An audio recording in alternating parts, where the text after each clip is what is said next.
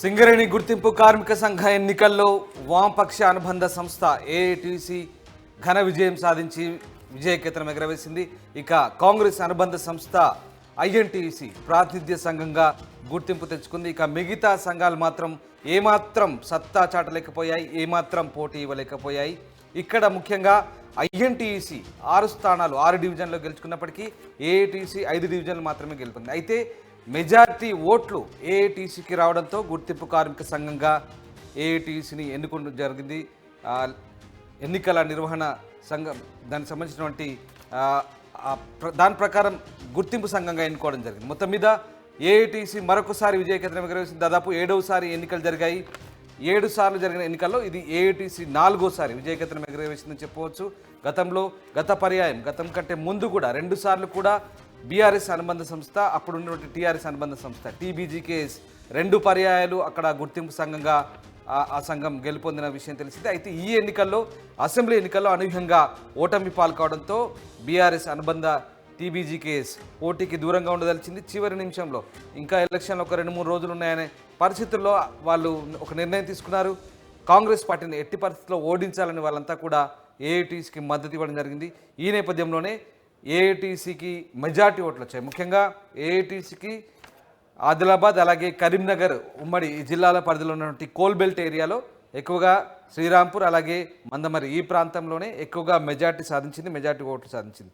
డివిజన్ల వారీగా తక్కువ గెలిచినప్పటికీ ఐఎన్టీసీ కంటే ఒకటి తక్కువ గెలిచినప్పటికీ కూడా ఏఐటీసీ ఇక్కడ గుర్తింపు కార్మిక సంఘంగా ఎన్నుకోబడింది, ఎంపిక చేయబడింది. ఎందుకంటే మెజార్టీ ఓట్లు సాధించడం వల్ల దాదాపు 3000 వరకు మెజార్టీ ఓట్లు ఆ డివిజన్లో సాధించింది. కానీ ఇక్కడ అనూహ్య ఫలితాలు వెలువడ్డాయి. ముఖ్యంగా దక్షిణ వైపు తెలంగాణలో ఖమ్మం వైపు ఉన్నటువంటి ఏదైతే ప్రాంతం ఉందో అక్కడంతా కూడా ఐఎన్టీసీ విజయకేతనం ఎగరవేసింది. ఇక్కడ ఏఐటీసీకి ఐఎన్టీసీకి మధ్య కేవలం 3 స్థానాల్లో కేవలం 100 ఓట్ల తేడాతోనే విజయం దోబూచులాడింది. నువ్వా నేనా అన్నట్టుగా ఇక్కడ ఐఎన్టీసీ 100 ఓట్ల లోపు మెజార్టీతోనే గెలుపొందడం జరిగింది. ముఖ్యంగా 3 స్థానాలు. ఇక మణుగూరుకు వస్తే మాత్రం చాలా ఇంట్రెస్టింగ్గా ఉంది. ఇక్కడ 2 ఓట్లతో మాత్రమే మణుగూరులో ఐఎన్టీసీ విజయం సాధించిన పరిస్థితి మనకు కనబడుతుంది. ఇక్కడ మనకు ఒక విషయం స్పష్టమవుతుంది చాలా క్లియర్గా.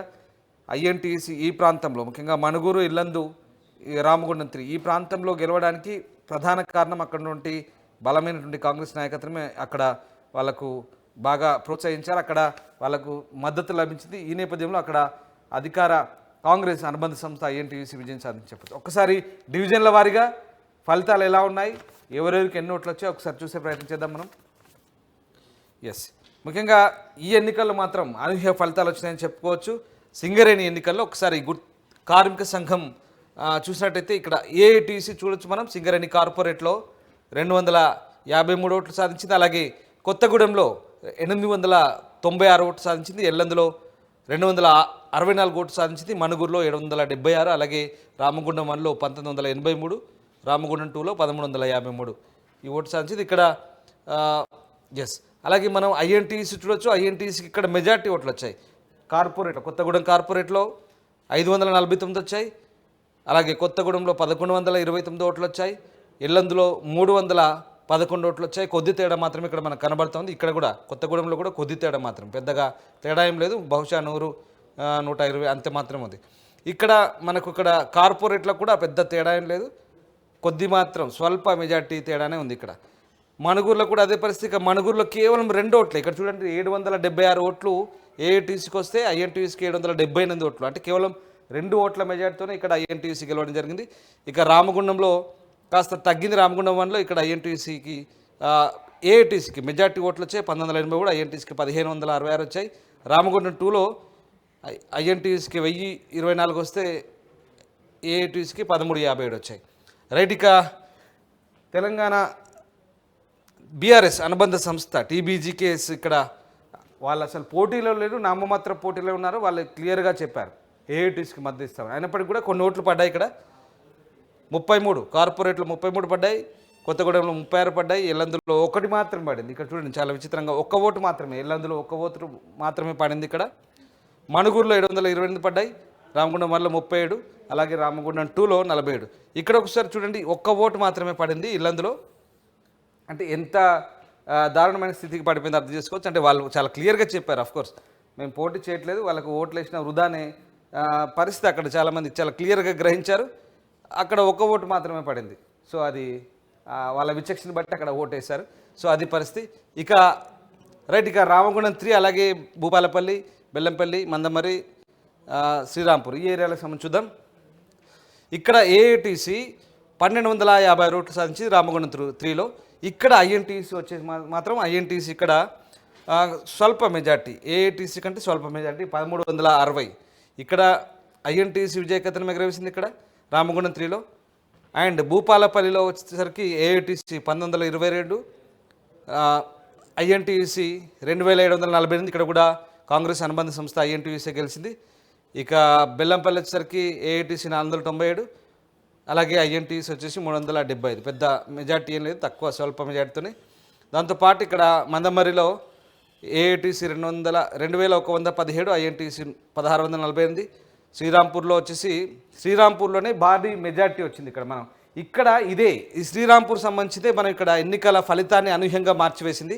ఇది మనం చాలా క్లియర్గా గమనించాలి. ఎందుకంటే శ్రీరాంపూర్లో 4850 ఓట్లు వామపక్ష అనుబంధ సంఘమైన ఏఐటీసీకి వచ్చాయి. ఇక్కడ కాంగ్రెస్ అనుబంధ సంస్థ ఐఎన్టీసీకి 2690 ఓట్లు వచ్చాయి. ఇక్కడ దాదాపుగా 3000 మెజార్టీ, దాదాపు 2900 పైచులకు మెజార్టీ. ఇక్కడ చాలా తేడా ఉంది. గెలిచినవి తక్కువ స్థానాలే, ఐఎన్టీసీ కంటే ఒక స్థానం తక్కువ గెలిచినప్పటికి కూడా ఎవరికి ఎక్కువ ఓట్లు వస్తే, ఎవరికి మెజార్టీ ఓట్లు వస్తే వాళ్ళని గుర్తింపు సంఘంగా ఇక్కడ కన్సిడర్ చేస్తారు. కాబట్టి ఈ శ్రీరాంపూర్ సంబంధించినటువంటి డివిజన్ మాత్రమే ఇది చాలా కీలకంగా మారింది. ఈ డివిజనే ఇక్కడ ఐఎన్టీసీని దూరంగా పెట్టింది, ఏఐటీసీకి అధికారం కట్టబెట్టింది సింగరేణిలో. సో ఇది అలాగే ఇక్కడ టీబీజీకే చూస్తే ఇక మాత్రమే రామగుండం 3లో 59, భూపాలపల్లిలో 57, భూపాలపల్లిలో బెల్లంపల్లిలో 3, ఇక్కడ మందమరిలో 81, అలాగే శ్రీరాంపూర్లో 216 వచ్చాయి. సో ఓవరాల్గా ఒక్కసారి చూస్తే ఏఐటీసీకి 16,177 ఓట్లు వచ్చాయి మొత్తం మీద. అలాగే ఐఎన్టీసీకి 14,178 వచ్చాయి, టీబీజీకేఎస్కి 1290 వచ్చాయి. సో ఈ మెజార్టీ ఇక్కడ తేడా వల్ల, ఓట్ల తేడా వల్ల, మెజార్టీ స్థానాలు గెలిచినప్పటికి కూడా ఇక్కడ ఓట్ల తేడా వల్ల ఐఎన్టీసీ ఇక్కడ గుర్తింపు సంఘంగా నోచుకోలేకపోయింది. ఇక్కడ మనకు చాలా క్లియర్గా కనిపిస్తుంది. ఇక్కడికి దాదాపుగా 2900 పైచులకు ఓట్ల తేడా, దగ్గర 3000 అనుకోండి. సో ఆ పరిస్థితి వల్ల ఐఎన్టీసీ ఇక్కడ అధికారాన్ని చేజిక్కించుకోలేకపోయింది. ముఖ్యంగా ఇందాక మనం చెప్పుకున్నటువంటి మణుగూరు, ఇల్లందు, రామగుండం 3 ఈ ఏరియాలో చాలా క్లియర్గా కాంగ్రెస్ బలమైన నాయకత్వం ఉంది. ముఖ్యంగా ఖమ్మం జిల్లాలో కాంగ్రెస్ పార్టీ చెందినటువంటి నాయకులు తుమ్మల కావచ్చు, పొంగులెట్టి కావచ్చు, ఇలా ప్రభావం చాలా క్లియర్గా కనిపించింది. అక్కడ ఉన్న కార్మికులు కావచ్చు, అక్కడ కార్మికులు ఉన్నటువంటి యువత కావచ్చు, వీళ్ళంతా కూడా కాంగ్రెస్ పార్టీ అనుబంధ సంస్థ ఐఎన్టీసీకే ఎక్కువగా ఓట్లు వేసినట్టుగా కనిపిస్తుంది.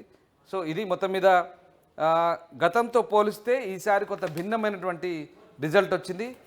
సో ఇక్కడ చాలా క్లియర్గా తెలుస్తుంది మనకు, బీఆర్ఎస్ అనుబంధ సంస్థ ఏఐటీసీకి మద్దతు ఇచ్చింది, కాంగ్రెస్ను ఓడగొట్టే ఉద్దేశంతో అక్కడ వాళ్ళు అనూహ్య నిర్ణయం తీసుకున్నారు. ఆ నిర్ణయానికి తగ్గట్టుగా వచ్చింది. అది ఎక్కడ పనిచేసిందంటే కేవలం శ్రీరాంపూర్లో మాత్రమే పనిచేసింది, మిగతా చోట్ల పెద్దగా ఎఫెక్ట్ ఏం పడలేదు. టీబీజీ కేసు అసలు ఏమాత్రం ప్రభావం చూపలేదు, నామమాత్రం కాదు కదా, కంప్లీట్గా ఈసారి చతికిలబడ్డ పరిస్థితి. సో అది మొత్తం మీద 7వసారి జరిగినటువంటి గుర్తింపు సంఘం ఎన్నికల్లో వామపక్ష అనుబంధ సంస్థ అయినటువంటి AITC, Singareni collieries workers federation గుర్తింపు సంఘంగా మరొకసారి విజయకేతనం ఎగరవేసింది. మరొకసారి వామపక్ష జెండా రెపరెపలాడింది అక్కడ. సో ఇక్కడ ఐఎన్టీసీ ప్రాతినిధ్య సంఘంగా మాత్రమే మిగిలిపోయింది.